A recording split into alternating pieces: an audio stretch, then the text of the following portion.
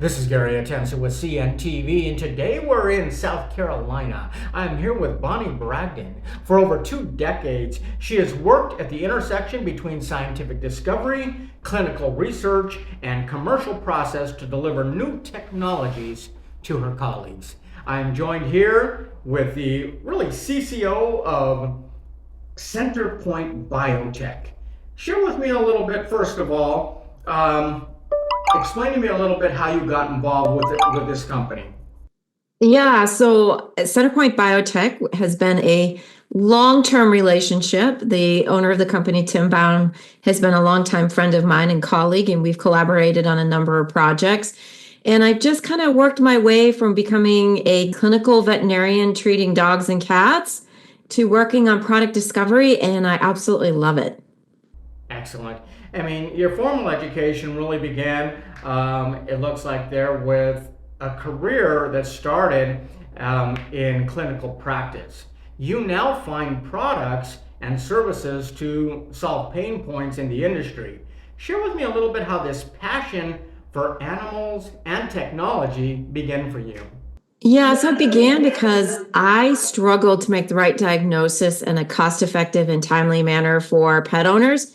I own pets. I have family who owns pets, and then I was responsible for their treatment and care. And if anyone out there owns a pet, you know how anxious you are when you have to wait on a test result or you're not quite sure what's wrong with your furry friend. And so that's really what inspired me to look at technology and new diagnostics in a new light. I understand it as a pet owner. I understand it as a clinician, and I also understand it as a researcher and a developer. So love, love, love what I do, and hope that I'm really going to make things better for animals, for their owners and families, as well as for veterinarians. Speaking of owners of family, I mean, care for our loved ones for many includes their pets, and we all want the best. Does the bar continue to be raised with advancements in technology, not only for humans, but for animals as well, would you say? Yeah, so I almost think of it as there's almost an arms race going on, and that actually is a positive thing, right? So lots and lots of startup companies are bringing new technologies that are highly competitive to market. And it's going to take some time for veterinarians and pet owners to understand how that works and how that's going to bring value to everyday practice. But I'm really excited about what the future holds. I kind of joke, my horse really does have sunglasses, and I joke, the future's so bright, even my horse has to wear shades. So really lots of new technologies coming to market that's going to make practice easier for veterinarians, and it's going to help owners make better decisions about their pets and their family, furry friends. Excellent. I mean, as a licensed veterinarian yourself, would you say you truly understand the issues and challenges of your fellow vets, and you kind of come to the table with that unique perspective, would you say? Yeah, so what's unique about being a veterinarian who develops products is I understand it has to be cost effective. What that means is the veterinarian has to be able to buy it at a price that can then be affordable for the average pet owner. So accessibility and affordability is always really important to me. It also has to be timely. We want to get our time results in a manner that makes sense for the pet owners so they can stop being anxious and make important decisions quickly. And it also needs to be easy for veterinarians and veterinary technicians to operate the test.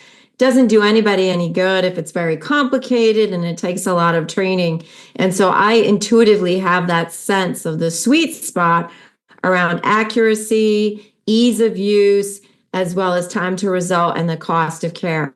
So I like to bring all of them together and bring really good, fun product solutions to everybody. Excellent. Great deal what you bring together there with your past experience. And your work with Centerpoint Biotech is truly transforming veterinary diagnostics. So let's start off with, what is diagnostics, and how does this transformation allow vets to maybe test more or even better? Yeah, so what everybody needs to understand is veterinarians have deep knowledge about animal behavior and animal care. But as you can imagine, it gets to a point where you need more information to make a diagnosis. And so beyond doing the routine physical assessment and listening to the heart and looking inside the ears and the eyes and those sorts of things, veterinarians also need to test blood. They also need to do images.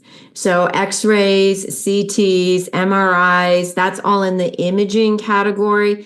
And in the diagnostic or clinical laboratory diagnostic category are some really interesting new technologies that test poop. Yes, I said it. They test poop, urine, and blood. And so those fluids are rich with biomarkers and information that help us give so much information and make that final diagnosis that's critical to the right treatment. So we can't start the right treatment to get your pet healthy and well without knowing exactly what's the cause of the problem. So kind of like for humans, this is beyond the sports physical that kind of touches a few things, but we start going a lot deeper in and learning more. So if they're able to test more, does this improve their ability to actually treat better, would you say? Right. So what we want to do is we want to treat faster and better to decrease the cost, return your pet to health faster, and prevent long-term chronic issues. Now, we can't ever do that, with 100% accuracy, but if we can find, for instance, intestinal parasites early, that means that your pet's not going to get sick from those worms, and it's going to go back and be restored to a happy, healthy life much faster than if they're living with those parasites or those worms longer. For instance, a chronic urinary tract infection not only is uncomfortable and painful and causes animals to urinate in the wrong place, but it can also lead to the formation of stones, which then requires surgery, can damage the bladder, can damage the urethra. And so just the faster we identify that disease, the sooner we get it under control, the happier and healthier your pet is, and then the less permanent problems we have as a result of that disease. So really, as always, basically, when you're able to find out sooner, it's going to help with results. It's going to help from a financial standpoint, and basically, economically speaking, it's better for everyone involved. I mean, you have gained experience for professional roles supporting diverse commercial and clinical activities. I mean, a big part of what you do is to ensure data is carefully interpreted and applied in clinical practice. Can you kind of explain that in layman's terms? That sounds kind of complicated to me. Right. And so if you think about something as simple as the temperature, right? So we want to know what the temperature is outside every day in order to decide what to wear, what we're going to do for activities that day. And if you imagine that, the weatherman's not accurate, that really impacts your vacation plans, your weekend plans, your holiday, what you wear. It can make you miserable or it can make you happy. So it's really important for me as a veterinarian who's practiced, I want to make sure whatever we bring to market gives us good, actionable, accurate information and data, that we get things right as fast as we can. Now, no test is ever 100% perfect, and that's where the value of a veterinarian comes in, is they have that experience and that training to interpret everything that's going on, what you tell the veterinarian about your pet, the physical exam, as well as taking all those test results and putting them all together to understand what's going on. Everything coming together benefits everyone, obviously. You practice companion animal medicine and surgery for 10 years. Does that past experience play a role in how you interpret and can explain new technologies to your peers, would you say? Yeah, so I always tease my veterinary colleagues who are still in practice. They ask me, do you miss being a veterinarian? And I say all of the time, I actually have a greater impact on a larger number of animals every day because I work through veterinarians to care for populations of animals.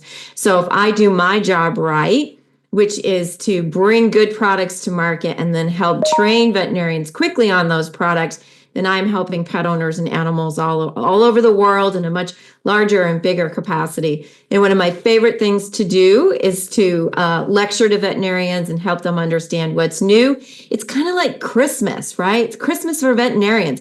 We get to open those new toys and pull out the package insert and understand how to operate it. And we just feel so much better when we know what's going on with our patients and we can give you answers because we know you're worried and we want what's best for you and your pet. So if you're not really touching pets every day, you are still touching pets' lives and their owners' lives. That's without a doubt. Would you say these last few years, when technology like lab automation and other technologies can be combined now with AI, has that really been revolutionary, would you say? Yeah, so artificial intelligence has revolutionized technology and allowed us to bring new technologies to market faster. The reason for that is artificial intelligence can bring together all those large data sets and interpret them in a fast enough, a timely manner that we get a result. Unfortunately, the human brain just isn't that fast. We can't really take all of those data points into account to report a result, whereas artificial intelligence can do that. One of the primary examples of that is holographic cell reconstruction.